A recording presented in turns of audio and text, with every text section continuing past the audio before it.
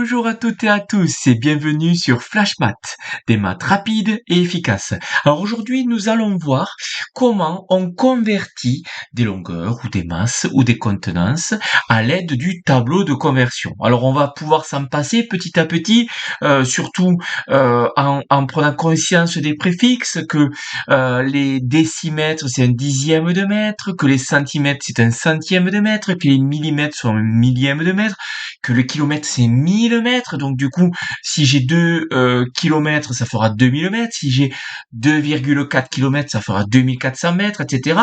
Bon, mais si on a encore besoin du tableau, comment on fait pour utiliser le tableau de conversion pour convertir? Alors, je vais prendre plusieurs exemples, et je vais prendre un exemple du style 42 décamètres, et je veux le convertir en centimètres.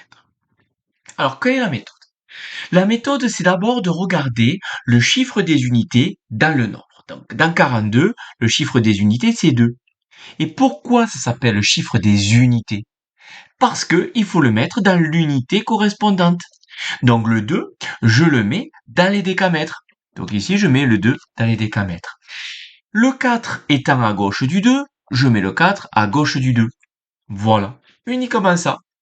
Maintenant, une fois que j'ai fait ça, je vais convertir en centimètres. Pour convertir en centimètres, on va mettre la virgule dans la colonne des centimètres. Et on va mettre toujours à droite de la colonne. Donc on va mettre la virgule à droite de cette colonne des centimètres. Ici. Je ne peux pas avoir une virgule flottante comme ça. Donc je vais compléter en mettant des zéros jusqu'à la virgule.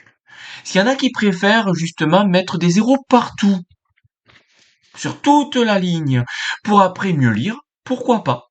Ça nous fait 0, 4, 2, 0, 0, 0,0.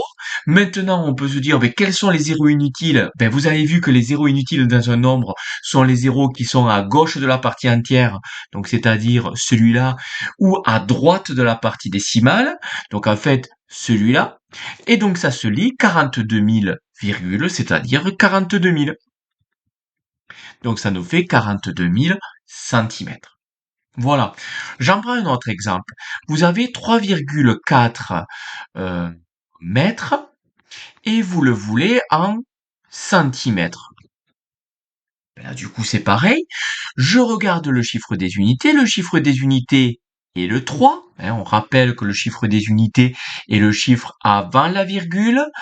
Quand on a une écriture décimale où la partie décimale n'est pas 0.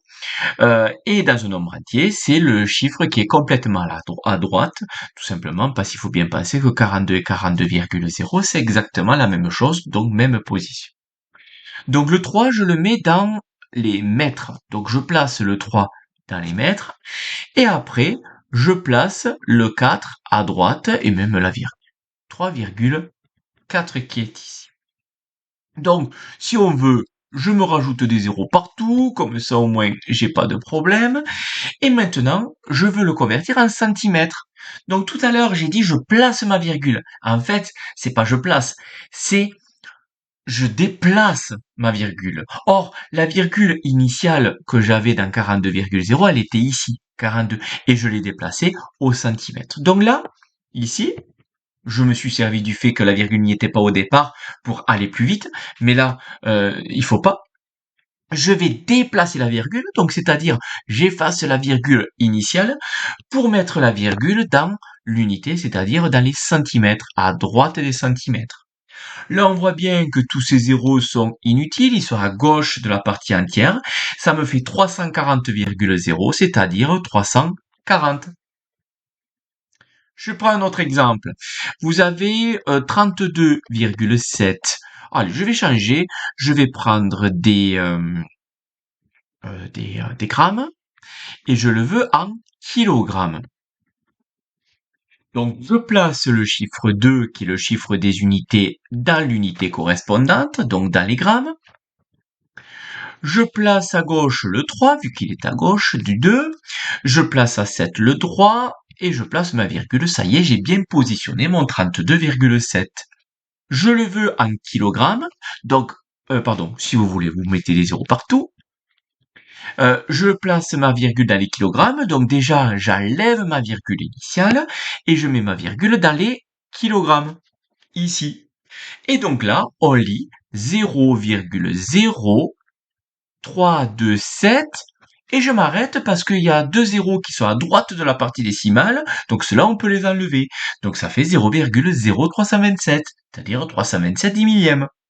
Voilà. J'en prends un dernier.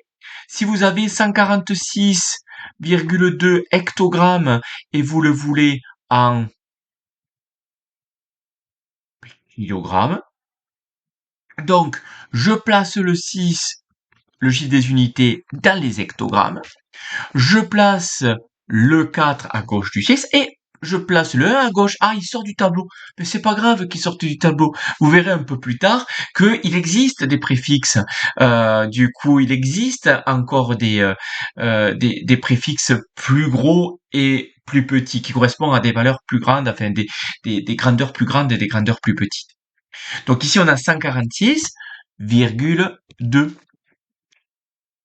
Je le veux en kilogrammes, donc j'enlève ma virgule et je mets ma virgule dans les kilogrammes. Voilà. Et ça nous fait 14,62. On aurait pu mettre 14,620, mais c'est un zéro inutile. 14,6200 c'est pareil, et ainsi de suite. Bon, j'espère que c'était assez clair. N'hésitez pas à me le dire en commentaire. N'hésitez pas à faire un commentaire d'ailleurs. N'hésitez pas à mettre un j'aime et n'hésitez pas à vous abonner à ma chaîne. Allez, je vous laisse. Passez une bonne journée et en avant les maths!